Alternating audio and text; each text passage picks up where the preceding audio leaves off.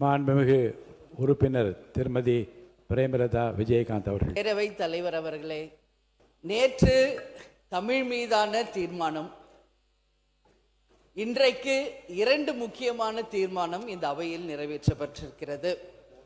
அந்த வகையில் முதலில் நமது அவைத் தலைவர் அவர்களுக்கு தேமுதிக சார்பாக முதல்ல பணிவான வணக்கங்களையும் நன்றிகளையும் இந்த நேரத்தில் சொல்ல விரும்புகிறேன்.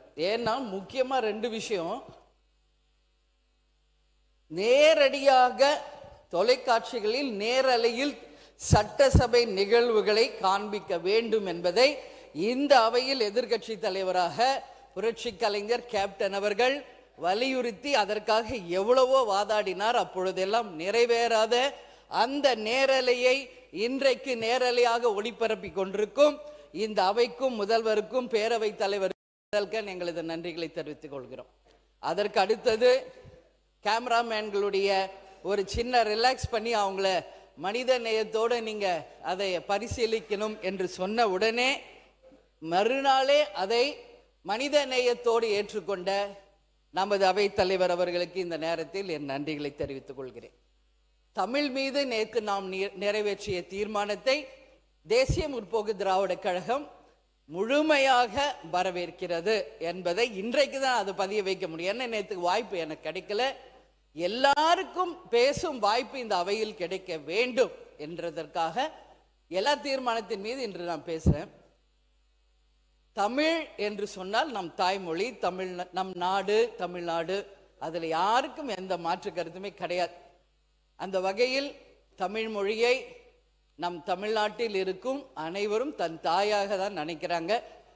அந்த நம்மளுடைய தமிழ் மொழிக்கு இலக்கணமான அந்த பாடலை இயற்றிய மனோன்மணியம் சுந்தரம் பிள்ளை அவர்களுக்கு இந்த நேரத்தில் நாம் நன்றிகளை தெரிவித்துக் கொள்வோம். அது மட்டும் கிடையாது, தமிழ் அப்படின்னு சொன்னாலே எல்லாரும் ஒன்று கூடக்கூடிய அந்த உணர்வு, தமிழ் மொழியை தவிர வேறு எந்த மொழியிலும் நடிக்காமல் தமிழ் மொழியில் மட்டுமே பேசுவதை தன் வாழ்நாள் கடமையாக கொண்ட புரட்சி கலைஞர் கேப்டன் அவர்களுக்கு இந்த எதிர்கட்சி தலைவராக இந்த சட்டமன்றத்திலே அவர் உரையாற்றியது அனைவருக்கும் தெரியும். கதராடையையும் தமிழ் மொழியையும் தவிர தமிழர் பாரம்பரியத்திற்கு அப்பாற்பட்டு அவர் வாழ்ந்தது கிடையாது இறுதி மூச்சு வரை. அதே போல இந்த அவையிலே முக்கியமான ஒரு விஷயத்தை நான் சொல்லணும்னு நினைக்கிறேன். இந்த தமிழ்தாய் வாழ்த்து நமது தமிழர்களுக்கு மட்டும் கிடையாது, உலகம் முழுவதும் வாழ்ந்து கொண்டும் இருக்கும் நமது இலங்கை வாழ் தமிழர்களுக்கும் இது உரித்தாகும். ஏன்னா அவங்களும் தொப்புள் கொடி உருவாக நம்ம தமிழர்கள் தான். இலங்கை வாழ் தமிழர்களுக்கு ஒரு பிரச்சனை வரும் பொழுது முதலில் உண்ணாவிரதம் 1982 நமது தமிழர்களுக்காக உண்ணாவிரதம் இருந்தவரும் கேப்டன் என்பது எல்லாருக்கும் தெரியும். அது மட்டும் இல்லை, இந்த தமிழ்நாட்டிலே தமிழன் என்று சொல்லடா, தலை நிமிர்ந்து நில்லடா என்ற வாசகத்தை தன் வாழ்நாள் முழுவதும் கடைபிடித்தவர் கேப்டன். உறுப்பினர் வந்து இந்த 2 தீர்மானங்கள் முன்மொழியப்பட்டிருக்கிறது.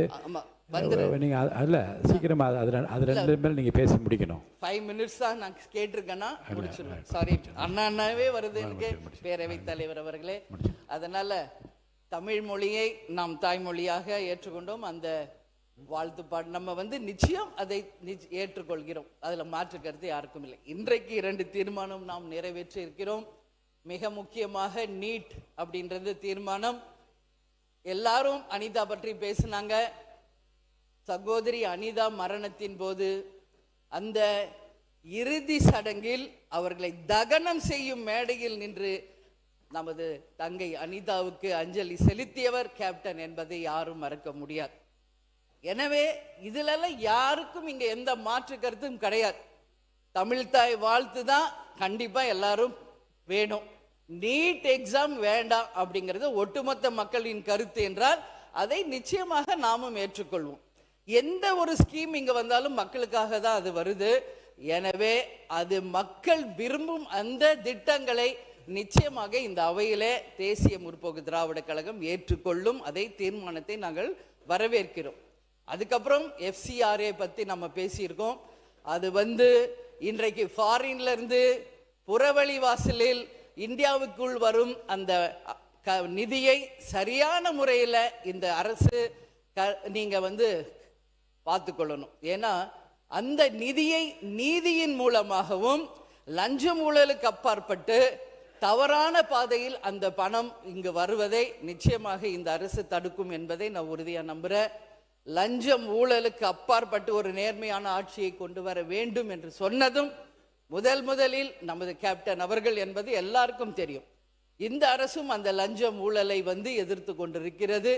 அந்த வகையில் அந்த FCRA பணம் எந்த வகையிலும் பின்புற வாசல் வழியாக தவறான ஒரு செயல்களுக்காக எந்த விதத்திலும் வராமல் தடுக்க வேண்டியது இந்த அரசின் கடமை என்பதையும் இந்த நேரத்தில் நான் தெரிவிச்சுக்கிறேன்.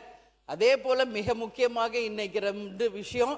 எல்லா இடத்திலும் மீனவர்கள் ஆர்ப்பாட்டம் போராட்டம் நடத்தி கொண்டிருக்கிறார்கள். இந்த அரசு நிச்சயம் அவர்களை நீங்க இது பண்ணணும். இந்த 3 தீர்மானத்தையுமே தேசிய முற்போக்கு திராவிட கழகம் வரவேற்கிறது என்பதை கூறி எனக்கு வாய்ப்பு கொடுத்த பேரவைத் தலைவருக்கு நன்றி கூறி விடைபெறுகிறேன். நன்றி, வணக்கம்.